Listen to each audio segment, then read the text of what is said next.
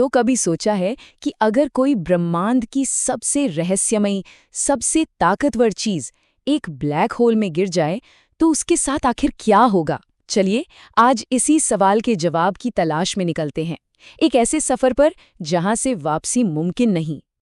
जरा सोचिए, कोई अंतरिक्ष की अनंत गहराइयों में तैर रहा है और बस एक गलत कदम और वो एक ऐसे ढलान पर फिसलना शुरू हो जाता है जिसका कोई अंत नहीं।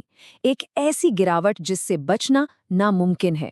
ये एक ऐसे सफर की शुरुआत है जिसके आखिर में सिर्फ एक गहरा अंधेरा राज छुपा है, ब्लैक होल का राज। तो इस सफर की शुरुआत होती है एक अदृश्य सीमा से।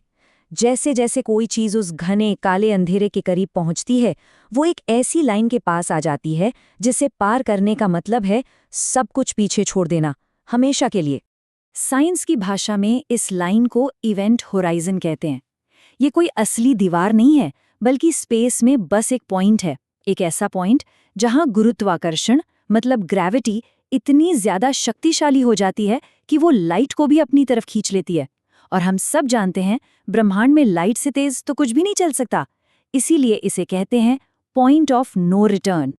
मतलब जैसे ही कोई इस लाइन को पार करता है, बाकी ब्रह्मांड के लिए उसकी कहानी वहीं खत्म हो जाती है। अब ना तो कोई वापस आ सकता है, न ही कोई मैसेज भेज सकता है, बस एक खामोश अंत। लेकिन असल कहानी तो अब शुरू होती है, और यहाँ से चीजें बहुत अजीब होने लगती हैं। ब्लैक होल के करीब सिर्फ स्पेस ही नहीं मुड़ता, बल्कि वक्त, टाइम भी अपना मतलब खोने लगता है। और यहीं पर फिजिक्स का सबसे बड़ा विरोधाभास देखने को मिलता है। सोचिए, अगर कोई दूर से किसी को ब्लैक होल में गिरते हुए देख रहा है तो उसे लगेगा कि वो चीज इवेंट होराइजन पर जाकर एकदम धीमी हो गई और फिर हमेशा के लिए वहीं जम गई। लेकिन जो असल में गिर रहा है, उसके लिए सब कुछ नॉर्मल है। उसके लिए वक्त अपनी ही रफ्तार से चल रहा है। मतलब एक ही घटना की दो अलग अलग हकीकतें एक ही वक्त में। अब हम इस सफर के सबसे खौफनाक हिस्से पर पहुंचते हैं। जैसे जैसे कोई अंदर गिरता जाता है, ग्रेविटी का जोर इतना ज्यादा बढ़ जाता है कि वो चीजों को सिर्फ खींचता नहीं, बल्कि उन्हें फाड़ कर रख देता है। इस प्रोसेस का एक बड़ा अजीब सा नाम है, स्पेगेटिफिकेशन। ये नाम इसलिए है क्योंकि ये किसी भी चीज को स्पेगेटी की तरह लंबा खींच देता है। सोचिए, किसी के पैरों पर ग्रेविटी का खिंचाव उसके सिर के मुकाबले लाखों गुना ज्यादा हो। ये फर्क उस चीज को तब तक खींचता रहेगा जब तक वो सिर्फ एटम्स की एक पतली सी धारा न बन जाए।